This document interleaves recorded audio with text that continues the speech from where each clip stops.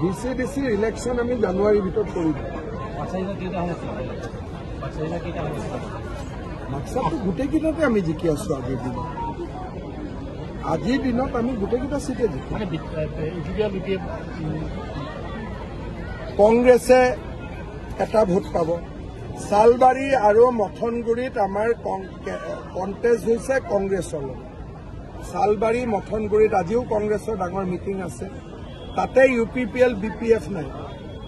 বাকী সমষ্টিকেইটাত কৰবাত BPFৰ লগত কৰবাত UPPLৰ লগত, কিন্তু গোটেইকেইটাতে আমি আগত আছো। এটা কথা কৈছে আঞ্চলিক দলৰ চৰকাৰ লাগে, কিন্তু বিজেপি আহিলে অশান্তি হ'ব। কোন দলৰ চৰকাৰ? তেওঁ উঠিছে নে নাই? তেওঁ কেণ্ডিডেট আছে নে নাই? সেইকেইটা যিকি চৰকাৰ কৰক ন। অখিল গগৈ চৰকাৰ কৰাত আমি বেয়া নাপাওঁ, কিন্তু ভোটো পাব্লিকেতো দিব লাগিব। বিৰোধী ঐক্য মঞ্চৰ প্ৰেছক ক'লে কি লাভ হ'ব? প্ৰেছেতো ভোট নিদিয়ে। আধা প্ৰেছৰ মানুহতো আপোনালোক BPRৰে নহয়, বাহিৰৰ। গতিকে আপোনালোকক ক'লে কি হ'ব? কথাটো পাব্লিকক ক'ব লাগিব, পাব্লিকে ভোট দিব লাগিব, হয় নহয়? বিৰোধী ঐক্য মঞ্চৰ অখিল গগৈৰ মিত্ৰতা। অখিলে কৈছে গৌৰৱ গগৈ লণ্ডনৰ ষ্টাইল দেখালে নহ'ব। এই মিত্ৰতা সন্দৰ্ভত কি কয়? তেওঁতো লণ্ডনৰ ষ্টাইল নেদেখায়। তেওঁ যি ষ্টাইল দেখুৱাব পাকিস্তানৰে দেখায়। তেওঁৰ ষ্টাইলটো পাকিস্তানৰ হয়, লণ্ডনৰ নহয়। বিজেপিয়ে সংখ্যাগৰিষ্ঠ আসন লাভেৰে BTRত চৰকাৰ গঠন কৰিব।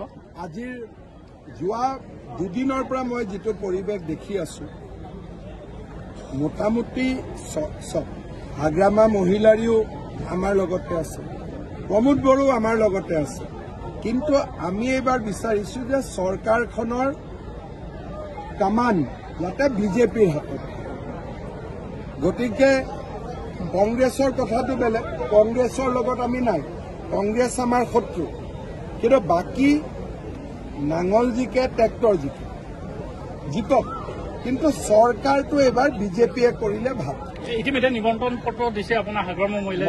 মই এতিয়ালৈকে দেখা পোৱা নাই। দেখা পালে উত্তৰটো দি দিম। 3 তাৰিখে চৰকাৰ গঠন কৰিব।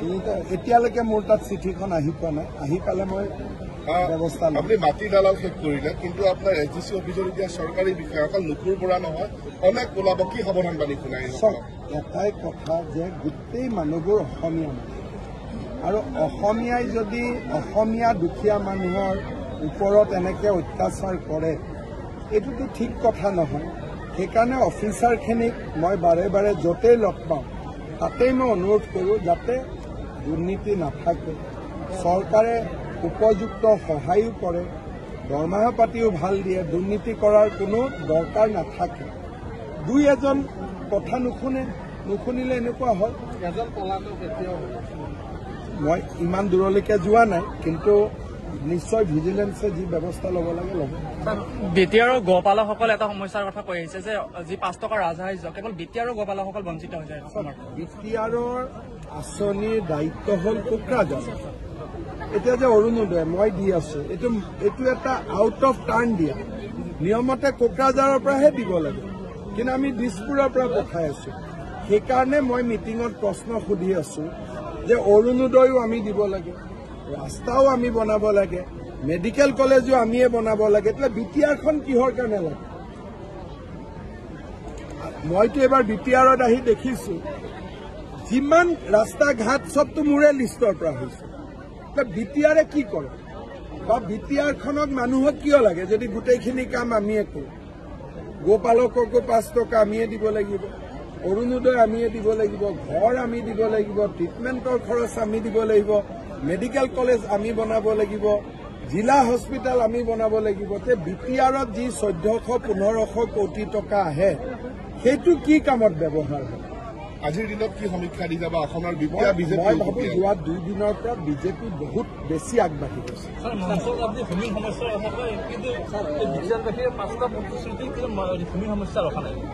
প্ৰথম সমস্যাটোৱেতো আমাৰ ভূমিৰ আছে, সম অধিকাৰ। প্ৰথম মেনিফেষ্টোখনত এইখন আপোনাৰ মোবাইলত কোনে পঠাইছে এইটো বেলেগ কথা, কিন্তু আপুনি যদি আমাৰ মেনিফেষ্টো চাই প্ৰথম লাইনটোৱে ভূমিৰ ওপৰতে আছে। এতিয়া মোবাইলত হোৱাটছআপ কৰোঁতে নিজে ভাল পোৱা কেইটা বনাই পঠাই দিয়ে। তাকে যাৰ যি আছে 5টা কাটি ললে, কিন্তু কিতাপখনটো ডাঙৰ।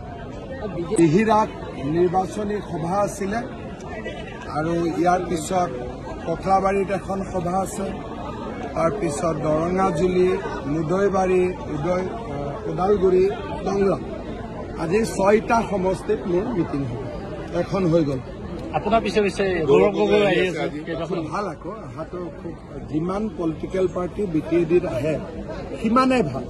বি টি এ ডিৰ ইলেকশ্যনটোত গণ্ডগোল নোহোৱাকৈ চব পাৰ্টিৰ মানুহ আহিছে, কাকো কোনেও হুলস্থুল কৰা নাই।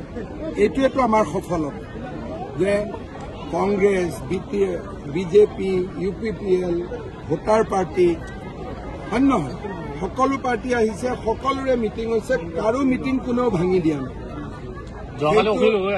অখিল গগৈও আহিছে, পাৰিলে লুৰিণ গগৈও আহক, যদি অহা নাই মাতি দিব আপোনালোকে। গতিকে সকলো আহি বি টি এ ডিত এনেকুৱা যে মুকলি পৰিৱেশ এটা হৈছে সেইটো চাব লাগে।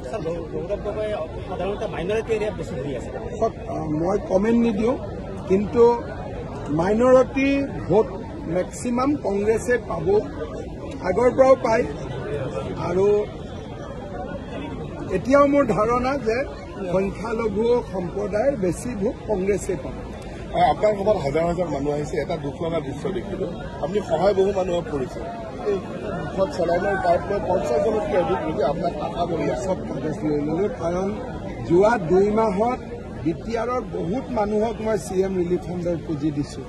দিয়াৰ কাৰণে শুনি পেলাই আৰু বেছিকৈ আহে, 2জনক যদি দিওঁ 4জন আকৌ আহে, কিন্তু আমি চবৰে এপ্লিকেশ্যন লৈ যাওঁ আৰু চবকে কিবা নহয় কিবা পঠাই দিওঁ। এইখিনিয়ে পাব, চবকে দিওঁ। এইকেইদিন খালি ইলেকশ্যনৰ কোড অফ কণ্ডাক্ট আছে, এইকেইদিন দিলেতো ভাল নহয়।